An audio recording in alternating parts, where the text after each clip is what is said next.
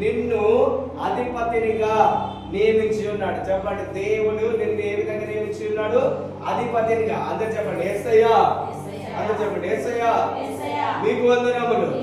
నీ స్వాస్థ్యం మీద నన్ను అధిపతినిగా, అధికారిగా, శక్తి కలిగిన వానిగా నియమించి ఉన్నాడు.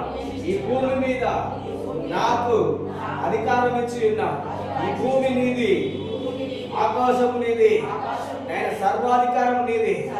ఈ భూమి పైన నాకు సర్వాధికారం ఇచ్చి ఉన్నావు. ఈ భూమి నీ యొక్క స్వాస్థ్యము. అందరూ చెప్పండి, ఈ భూమి నీ యొక్క స్వాస్థ్యము. ఈ స్వాస్థ్యము మీద నాకు అధికారం ఇచ్చి ఉన్నావు. హల్లెలూయా. దేవుడు నీకు దేని మీద అధికారం ఇచ్చాడు? తన స్వాస్థ్యం మీద. చెప్పండి, దేని మీద దేవుడు నీకు అధికారం ఇచ్చాడు? దేని మీద నిన్ను అధిపతినిగా నియమించాడు? దేవుడు నిన్ను అపాయింట్ చేసినట్టున్నాడు.